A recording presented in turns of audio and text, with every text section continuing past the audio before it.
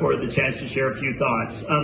And Helen was lucky because you got your question. You were able to speak from a lifetime in politics. Unfortunately, and huge side, I've spent a lifetime in partnerships, actually. So huge believer in partnerships, huge believer in the power of partnerships, and a huge believer, frankly, that without partnership, you simply can't accomplish a hell of a lot. So number one, it is definitely the way to operate.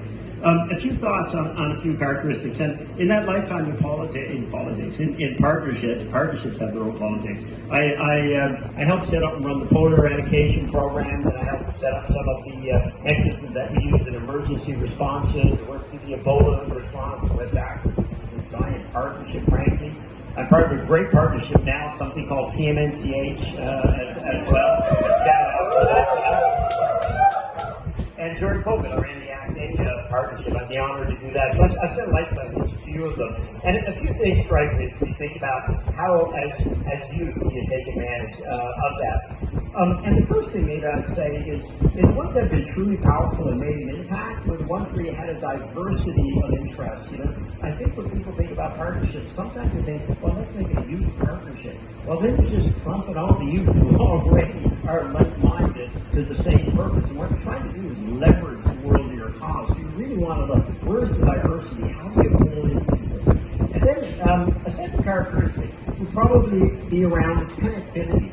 You need any partners who are going to be connected to what you're trying to prioritize. And we've heard about mental health, we've heard about sexual reproductive health, we've heard about all these other issues that are unique in many ways to, if not the issue, at least the nuance of the issue.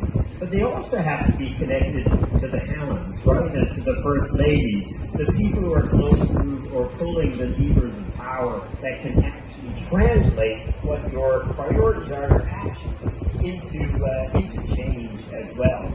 And this requires, to a certain degree, a little bit of legitimacy and credibility as well of the partners that you're partnering with. And one of the things that was interesting, PMNCH, somebody mentioned to me the other day, one of the NGOs actually, PMNCH, said, this is fabulous because we are associated with 1,500 like-minded entities, many of them UN agencies, etc.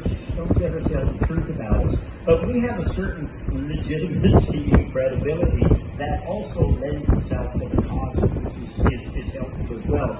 And then finally, though, you're in it for a little bit the long run here, right? So you want to be looking for those partnerships who've got the flexibility, the agility, that change, that evolve over time. They're not stuck in a way of doing things. So yeah, there's a lot of power in partnerships, but you gotta partner with the right people the right way to achieve the kind of things you're looking for. Now, as youth, who doesn't want to partner with groups that represent 25% of the world's population, if I got my math right?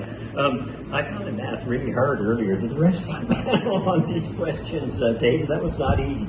But anyone would want to partner with youth. Anybody. There's so many people tackling and groups tackling the same issues as well. And at WHO, the World Health Organization, we have a fabulous leader. This guy, you might have heard of him, called Tedros. And this guy is a huge advocate of youth. He came into WHO, it's a pretty stuffy place, and he said, where are the young people? Who? Where are the youth?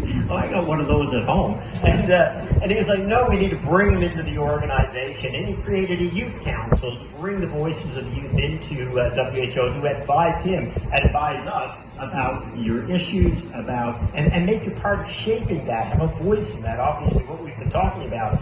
And then he's now gone out and challenged all of our member states, like Namibia, and said, does your delegation have a youth delegate? Because we, in the World Health Assembly, we need to hear the voices of youth. Like you said, there's nothing for us without us, it's speaking for us. So just a couple of reflections from a lifetime in partnerships, but a fabulous way to spend a lifetime, let me tell you. So, and any of you want to partner with us, we would be honored, thrilled, delighted. You have so much to offer the world, and such great things to host these things.